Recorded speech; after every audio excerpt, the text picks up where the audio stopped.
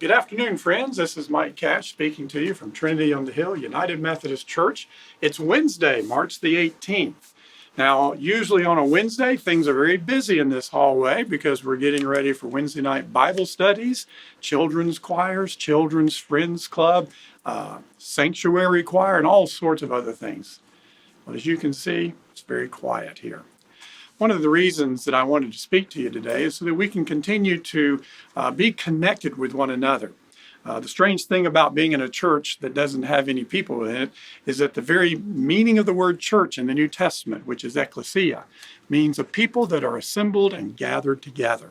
We can't do that now during the coronavirus epidemic, but we're going to try to find some ways where we can stay connected through several opportunities. So the rest of the video would just be a few of the things that we're going to be trying to do to help us stay connected, even though we can't be physically together. One of the ways that we'll stay connected is to provide live worship on Sunday morning. So when you tune in on our local channel, NBC, or through our YouTube station, you're going to see this very familiar sanctuary look, because as you're sitting in the pews, this is what you normally would see each and every day.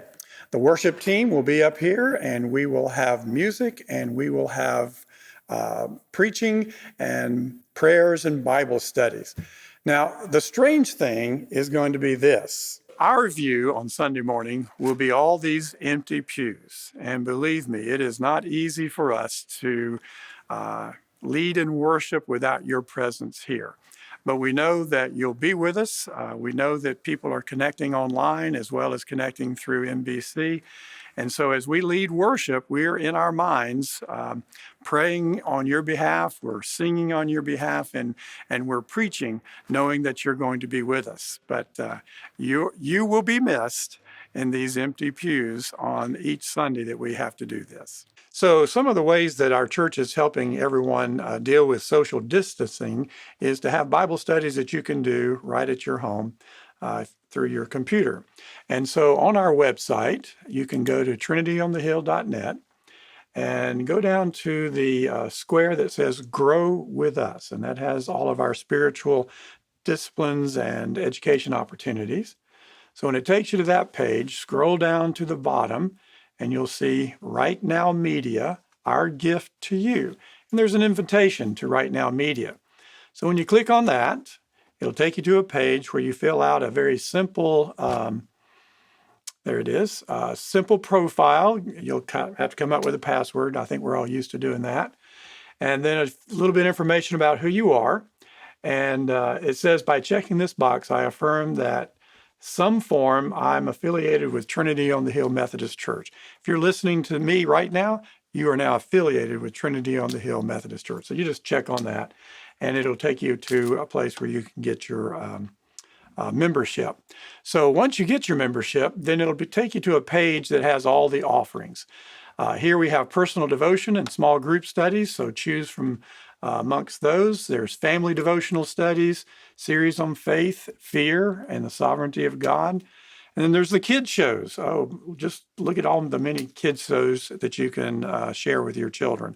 And all these are free to you. There is no cost. The church is the one providing this for those who are part of our church. And so if you'll take advantage of that, I think that the social isolation and distancing that we're asked to do will go by much quicker. Just one of the many ways that we can help you. Another great way for us to stay connected during this social distancing is for us to read the Bible together. You know, every September when we give our third graders their special Bible, I always challenge the congregation to read through the New Testament between September and December. A few of you have taken that challenge over the years, but probably a few of us have not yet done that. So now would be a perfect opportunity for you and your family to go to the Gospel of Matthew and begin reading through the Bible, at least through the New Testament. And I encourage you to start in the New Testament, Matthew, and let's read together, once again, the stories of Jesus and how he brought healing and salvation to this world. And finally, I wanted to finish up here in the chapel because usually on Wednesday nights I'm here leading my Bible study. And during the Lenten season, we've been studying John Wesley's 3 general rules for holy living. And I think those rules are very pertinent for us during this social distancing that we're having to do. Because if you're in the Bible study, you'll know that the first rule was do no harm and avoid evil of every kind. And so as a church, we have agreed to shut down most of the activities and gatherings that we do so that we will do no harm for those people around us who are sensitive to this virus. And of course, the second part of that first rule is to avoid evil of all kinds. And I'm afraid that with all the spare time that we have, that's good advice for us to go through, because being online will lead to all sorts of temptations for pornography, online gambling, and the list just goes on and on. So let us use our online capabilities for good, because that's the second rule that John Wesley had for holy living, and that was to do all the good that you can in every kind that you can, both physically as well as spiritually.